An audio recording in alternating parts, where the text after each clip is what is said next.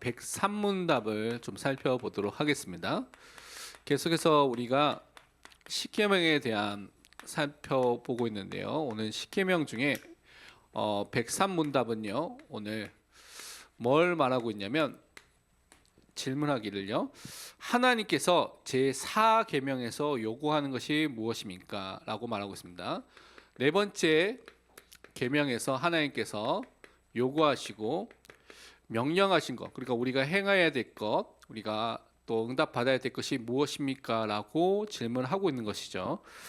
제4계명을 살펴보면 안식일을 기억하여 거룩하게 지키라고 말씀하신 것입니다. 그래서 엿새 동안 우리 힘써 모든 일을 행하고 제7일은 여호와 하나님의 안식일이기 때문에 우리 자신뿐만 아니라 우리 속하고 있는 모든 가족들, 그 당시에는 종도 있었기 때문에 남종이나 여종이나 모든 사람들이 아무 일도 하지 말고 지키라고 하신 것이 제4계명입니다. 그래서 우리가 이제 이 제4계명 때문에 옛날에 뭘 강조했죠? 그래서 주일을 거룩하게 지켜야 된다라는 단어로 주일 성수라는 단어를 굉장히 많이 쓰고 했죠. 그래서 주일 성수를 해야 된다. 어른들이 어떻게 하는가라는 것을 보고 또 가르치는 걸 보면, 제가 어렸을 때는 제가 고신교단에서 좀 자랐기 때문에 아버지께서 주일날 절대 돈을 쓰면 안 된다 그러고 하셨거든요. 절대 돈을 쓰면 안 되는데 헌금을 받은 것이 있었는데, 어렸을 때 용돈도 안 주지요. 근데 주일마다 헌금을 주니까 어느 날 헌금의 일부를 100원인가 과자를 사 먹은 적이 있었던 것 같아요, 기억에. 그것 때문에 걸려가지고 주일날 돈을 쓰고 그 헌금을 또한 하나님의 것을 갖고 뭐 했다고 해서 엄청 혼이 났던 것 같습니다, 제 기억에. 그래서 하나님이 자녀가 백성이 하나님께 올바르게 섬겨야 되는데 엄청 혼이 났던 기억이 있는데, 그래서 주일 성수라는 게 너무 무섭고 막 거룩하게 지켜야 되는 게 어떤 건가 고민했던 많은 부분들이 있었는데요. 어떻게 지키는 것이 거룩하게 지키는 것인가? 지금부터 한 460년 전에 있었던 사람들이 성경을 통해서 발견한 것, 그것을 우리가 통하여서 올바른 주일 성수에 대한 개념을 우리가 먼저 발견해야 되겠습니다. 그 답을 크게 두 가지로 나누고 있는데, 첫 번째는 우리가 주일 당일에 해당하는 것이고, 두 번째를 살펴보면 우리가 매일매일 삶에 해당하는 것으로 살펴볼 수가 있습니다. 첫째를 보니까요, 첫 번째는 복음 사역과 이것을 위한 교육이 유지되고, 주일날 와서 뭘 해야 되냐면 우리가 복음과 관련된 사역이 계속해서 진행되는 것이 주일을 거룩하게 지키는 것입니다. 그것과 관련된 교육을 하는 것이죠. 우리 주일학교 교육, 새신자 교육, 양육하는 것, 이것이 주일을 거룩하게 지키는 것입니다. 그러니까 복음의 말씀을 정확하게 사역하고 가르쳐주고 교육이 되는 것이 주일을 거룩하게 지키는 것입니다. 그리고 특별히 축복된 안식일의 날인 주일에는 내가 하나님의 백성의 모임에 규칙적으로 참석하여서, 다른 말로 하나님의 백성의 모임이 뭡니까? 주일날 예배로 모이겠죠. 그 예배에 정기적으로 참석하는, 그 예배에 참석하여서 뭘 해야 되냐면 그 다음에 이어서 말하고 있습니다. 하나님의 말씀이 가르치는 것을 배우고, 하나님의 말씀을 배우는 강단의 말씀을 받는 시간이고요. 그 말씀을 통하여서 또 성경 공부를 하고 배우는 시간을 갖는 것이 주일을 거룩하게 지키는 것입니다. 그리고 성례에 참여하고, 성례라는 것은 세례와 성찬을 말하는데요. 이 당시에는 예수 그리스도를 믿는 사람이 있으면 곧바로 세례를 줬기 때문에 주일마다 또 믿는 사람이 있으면 현장에서 세례를 주는 일들이 굉장히 빈번하게 일어났고요. 또한 성찬이라는 것은 매번 예수 그리스도를 믿는 사람이 모이기 때문에 이 성례라는 것도 거의 매주 예배 때마다 계속 반복해서 일어난 것으로 여러분 생각해 볼 수가 있습니다. 그래서 오늘날에 많은 교회들이 1년에 성찬을 2번 정도, 부활절, 추수감사절 2번 정도 지내는 그런 교회들이 많은데, 저는 그거는 좀 너무 빈도가 너무 적다라고 생각합니다. 그래서 매주 하면 너무나, 지금 미국이나 일부 교회에서는, 한국에서도 매주 하는 교회들이 있거든요. 개혁교회에서도 장로교회에서 하는 교회가 있는데, 매주 하는 것을 하면 또 그 의미가 또 많이 퇴색할 수도 있기 때문에 지금 우리가 이제 2달에 한 번씩 정도로 하고 있습니다. 그렇죠? 2달에 한 번씩 1년에 6번 하고 있는데 내년부터는 좀 더 우리가 많이 해야 되겠다. 1한 달에 한 번 정도는 계속해서 한 달에 한 번은 이 축복을 성찬의 축복을 깊이 누리는 시간을 매번 가져야 되겠다는 생각을 하고 있습니다. 기도하고 있는데 이 성찬에 참여하는 것이 세례에 참여하는 것이 주일을 거룩하게 지키는 것이고요. 또 하나님께 공개적으로 기도하며 중요한 기도 내용이 있으면 그걸 갖고 합심해서 기도하고요. 대표로 기도하고 하나님 앞에 기도하는 그 시간이 주일을 거룩하게 지키는 것이라고 말하고 있습니다. 그리고 가난한 자들을 위해서 기독교적인 헌물을 드리는 것, 그 시간이 또한 하나님께서 원하시는 주일을 거룩하게 지키는 것입니다. 그러니까 우리가 말하는 주일 성수, 그 과거에 뭐 많은 교단이 말했던 거, 주일날 돈도 쓰지 말고 먼 데도 가지 말고 그런 의미도 포함되겠지만 가장 핵심적인 부분은 복음을 말하는 것, 복음을 통하여서 우리 후대들, 연약한 사람들, 새신자들 양육하는 것이 주일을 거룩하게 지키는 것이고, 그래서 우리가 교회 예배에 참여해서 함께 그리스도인의 공동체 안에 참여해서 말씀을 받고 말씀 속에 양육하고 성찬을 통하여서 세례를 통하여서 서로 교통하고 하나가 되고요. 하나님께 향하여서 기도하고 헌금을 드리면서 사람들 돕는 일을 하는 것이 하나님께서 원하시는 주일을 거룩하게 지키는 것이다 라는 것을 살펴볼 수가 있습니다. 그래서 이것은 대부분 첫 번째 말한 것이 주일날 행하는 것이고요. 두 번째라고 됐죠. 둘째는 보니까 뭐가 되냐면 여러분의 평상시, 다른 말로 매일매일 삶 속에서 일어나야 될 일입니다. 그러니까 단순히 이 주일을 거룩하게 지키는 것은 주일 하루만은 있는 것이 아니라 우리의 평상시의 삶까지도 연결되어 있다는 것을 오늘 하이델베르크에서 말하고 있죠. 뭐라고 하니까 내 삶에 매일매일 나의 악한 길에서 떠나며, 다른 말로 우리가 죄를 짓고 또한 죄성을 따라서 가는 이 모든 길에서 떠나는 삶을 사는 것이 주일을 거룩하게 지키는 것과 연결되어 있다는 것입니다. 그러면서 주님께서 그의 심령을 통하여서 내 안에서 역사하시도록 하며, 그의 성령을 통하여서, 그래서 성령 하나님께서 내 삶 속에 역사하시는 성령의 역사 속에 성령의 인도와 성령의 충만과 성령을 통하여서 하나님이 하신 일들 누리는 그 삶을 사는 것이 주일을 거룩하게 지키는 것과 또한 관련되어 있고 하나님께서 원하시는 것이라고 볼 수가 있습니다. 그래서 어떻게 사는 겁니까? 그래서 이미 이 땅에서, 이 세상에서 이 생을 살 때에 영원한 안식을 이미 맛보고 시작하는 것입니다. 천국에서 우리가 영원한 안식을 누리게 되는데, 영원한 기쁨을 누리게 되는데, 이 영원한 안식을 이미 이 땅에서부터 맛을 보고요, 하나님과 동행하는 삶을 통해서 그것을 누리는 삶을 사는 것이 하나님께서 원하시는 주일을 거룩하게 지키는 것이다 라고 말하는 것이죠. 그래서 주일뿐만 아니라 평상시 매일의 삶도 중요하다는 것은 성경에서 말하고 있고 하이델베르크 요리문답에서 우리에게 가르치고 있는 내용입니다. 그러면 말씀을 통해서 이 사실들을 한번 쭉 살펴보도록 하겠습니다.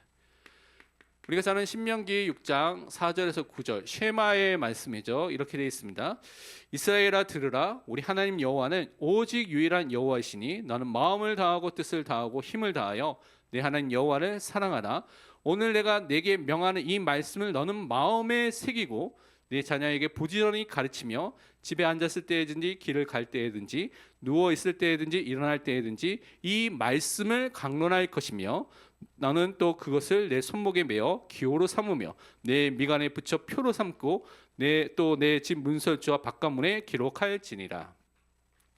가장 먼저는 하나님의 말씀이 어른 세대 우리에게 먼저 마음에 담겨져 있고 새겨져 있어야죠. 그 말씀을 우리 후대 자녀에게 가르치는 것입니다. 강론하는 것입니다. 나누는 것입니다. 그것을 우리가 보여주는 삶을 사는 것이 하나님께서 원하시는 주일을 거룩하게 지키는 삶을 사는 것입니다. 그러면서 고린도전서 9장 13절에서 14절은 또 우리에게 이렇게 가르치고 있습니다. 성전의 일을 하는 이들은 성전에서 나는 것을 먹으며 제단에서 섬기는 이들은 제단과 함께 나누는 것을 너희가 알지 못하느냐. 이와 같이 주께서도 복음 전하는 자들이 복음으로 말미암아 살리라 명하셨느니라. 복음을 전하는 자들, 또 사역자들, 교육자들 있죠. 그 사람들이 복음 전하는 일을 하고 그것을 통하여서 하나님께서 또 살도록 하셨는데, 우리는 그 복음 전하는 사람들 통하여서 복음의 양육을 받는 거죠. 교육을 받는 거죠. 그 속에서 살아나는, 성장하는 그 응답을 항상 누려야 되는 것입니다. 그러면서 신명기 12장 5절에서 7절 보면 또 이렇게 말씀을 하고 있습니다.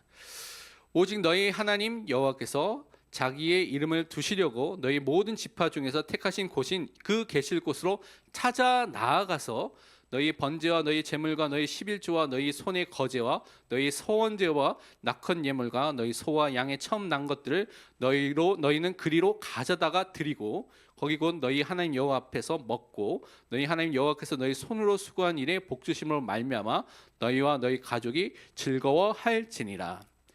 구약에서는요, 모든 예물을 가지고 어디로 가야 됩니까? 성전 앞으로 와서 하나님께 드리고 하나님께서 먹고 응답 받고 가게 됐다고 성경은 이렇게 말씀하고 있습니다.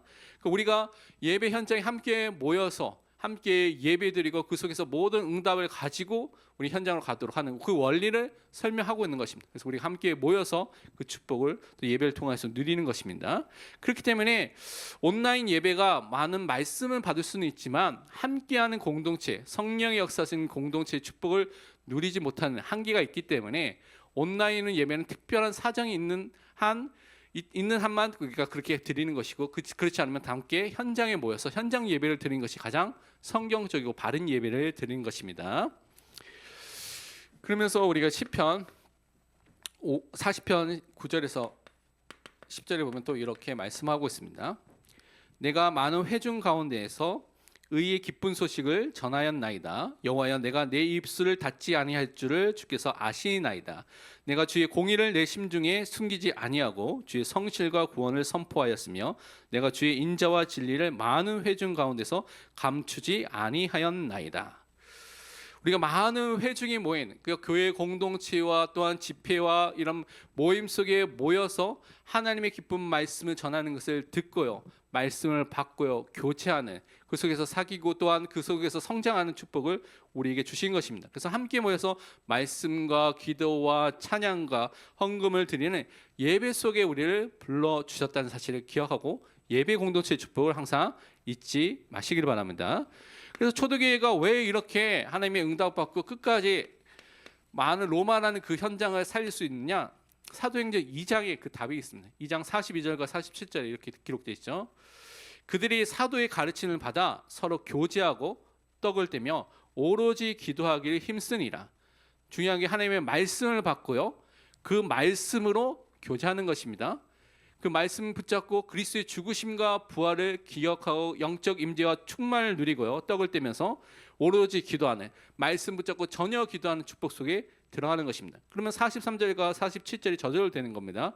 사람마다 두려워하는데 사도들로 말미암아 기사와 표적이 많이 나타나니 믿는 사람이 다 함께 있어 모든 물건을 서로 통용하고 또 재산과 소유를 팔아 각 사람의 필요를 따라 나눠주며 날마다 마음을 같이하여 성전에 모이기를 힘쓰고 집에서 떡을 떼며 기쁨과 순전한 마음으로 음식을 먹고 하나님을 찬미하며 또 온 백성에게 칭송을 받으니 주께서 구원받는 사람을 날마다 더하게 하시니라.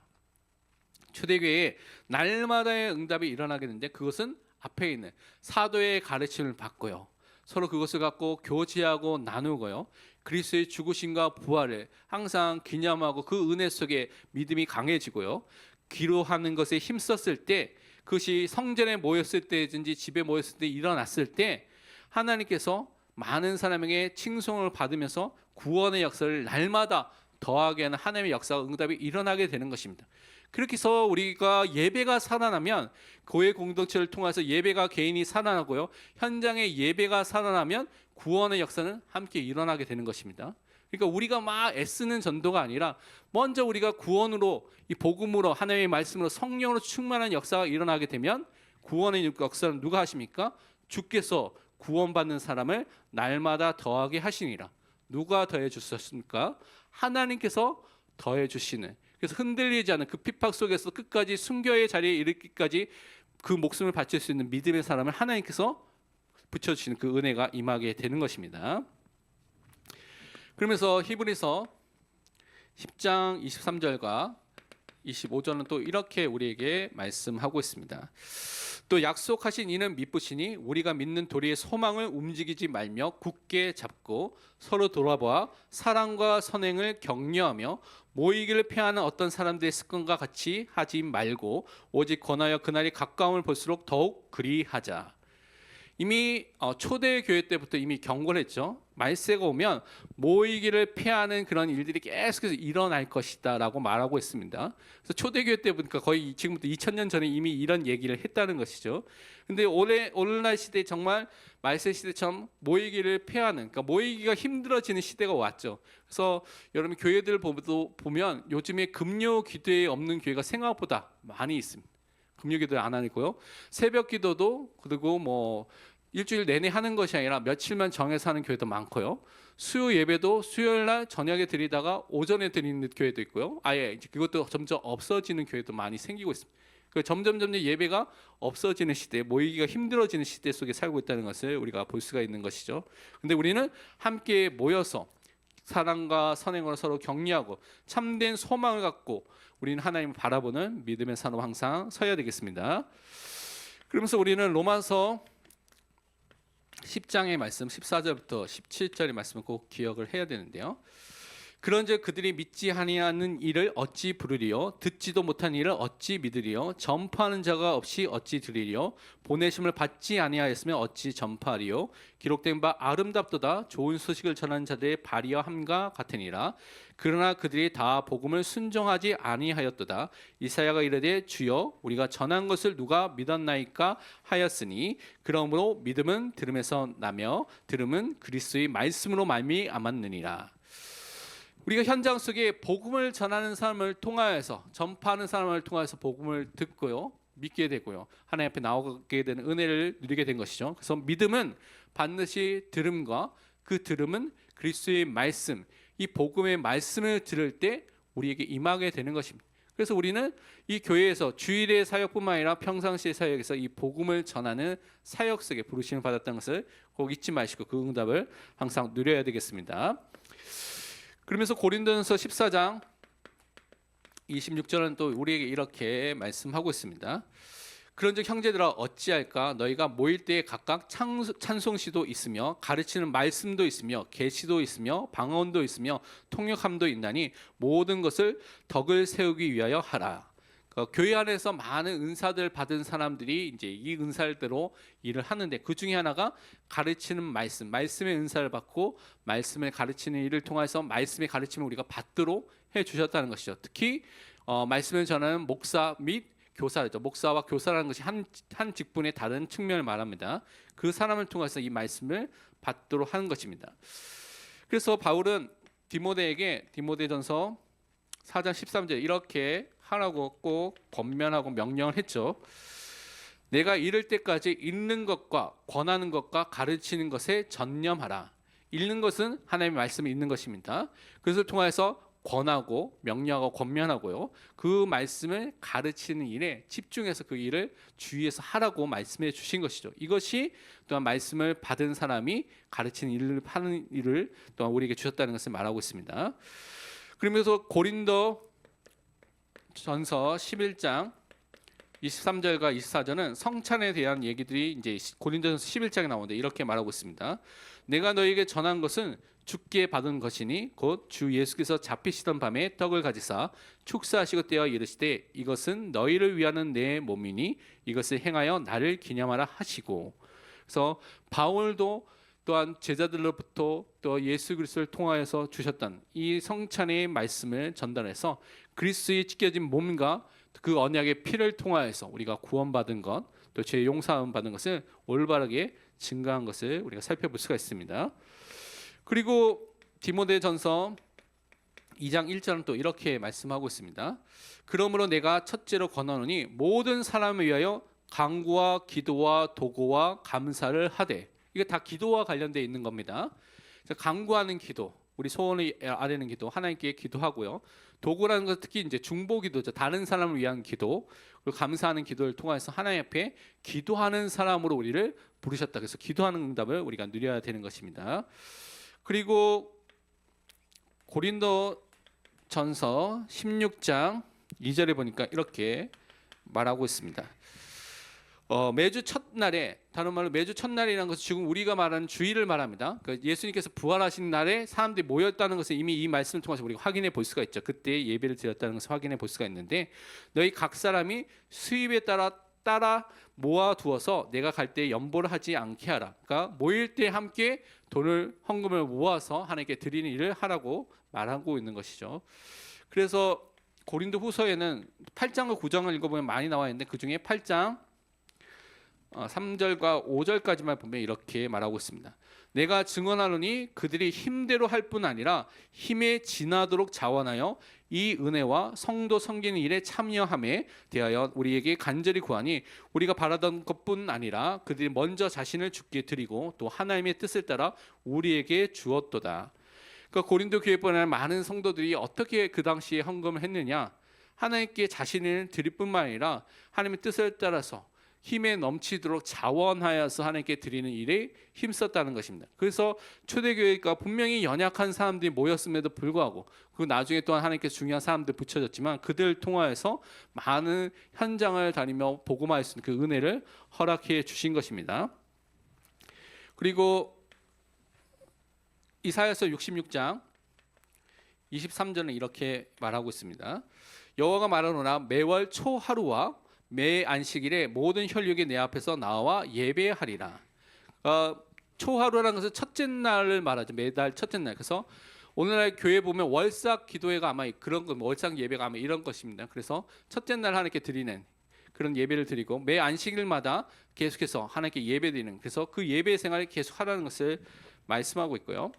그리고 히브리서 4장 9절에서 11절은 이렇게 말하고 있습니다. 그런즉 안식할 때가 하나님의 백성에게 남아 있도다. 이미 그의 안식에 들어간 자는 하나님이 자기의 일을 쉬신과 같이 그도 자기 일을 쉬느니라. 그러므로 우리가 저 안식에 들어가기를 힘쓸지니 이는 누구든지 저 순종하지 아니하는 본에 빠지지 않게 하려 함이라. 우리에게는 이제 영원한 안식이 남아 있는데, 그 안식을 바라보면서 이 땅에서 또한 순종하는 것을 통하여서 또한 그 안식을 이 땅에서 조금씩 맛보면서 그것을 기대하고 소망하는 삶을 살도록 해 주신 것입니다. 그래서 우리가 제4계명을 통하여서 주님께서 주신 이 주일을 거룩하게 지키는 그 축복을 누려야 되겠습니다. 결론으로 우리가 구역군과 17과죠. 하나님과 함께하라라는 제목으로 하나님의 말씀을 우리가 확인해야 되겠습니다. 홍해를 건너는 이스라엘 백성에 대한 이야기가 여기에 나오는데요. 홍해라는 그 바다가 분명히 이스라엘 백성에게는 큰 위기의 순간이었는데, 그것을 통하여서 이스라엘 백성에게는 하나님의 구원이 임하게 된, 생명을 보존하고요, 생명의 축복을 누리게 된 현장이 됐고, 반대로 애국 군대에게는 그들은요 하나님을 거역한 사람들이기 때문에 하나님의 심판이 임하게 된, 사망이 나타나게 된 그런 현장이 되었습니다. 그러니까 우리 앞에서 많은 일들이 생명 가진 자에게는 생명의 축복이 나타나는 것으로 이렇게 보여지고요, 다른 경우에서는 생명을 가지지 않는 사람들에게는 그것이 심판과 사망의 것으로 나타나는 경우가 많이 있을 수가 있다는 것입니다. 그래서 예수 그리스도를 믿는 자는 이미 생명을 이미 얻은 자이고, 사망에서 생명을 옮겨졌죠. 그리고 심판에 이르지 않는 자가 됐기 때문에 염려할 필요가 없습니다. 그럼 어떻게 해야 됩니까? 우리가 항상 우리의 마음이 하나님과 함께하는, 동행하는 그 축복을 누리는 삶을 사는 것이죠. 그래서 항상 함께하시는 하나님을 믿는 믿음의 사람으로 항상 서시길 바랍니다.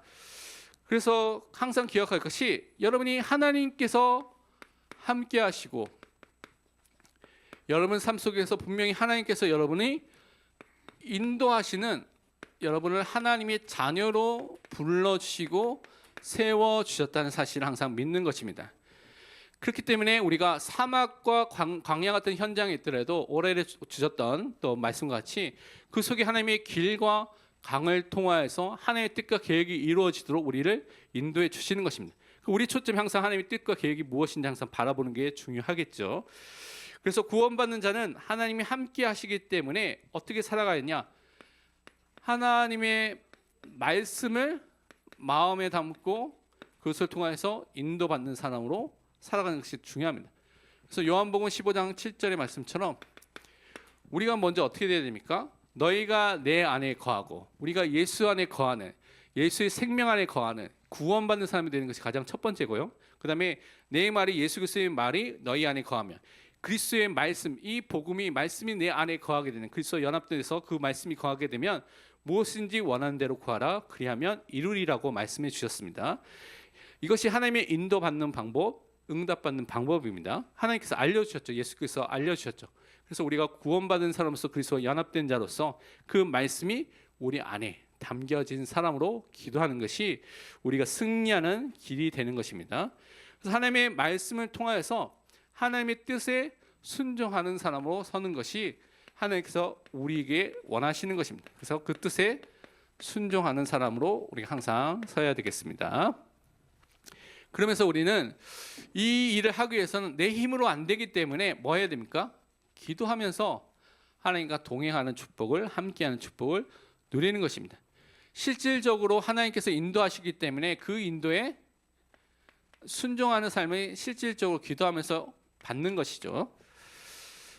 우리는요, 다른 것이 아니라, 내 생각이 아니라 먼저 하나님께 기도하는 것입니다.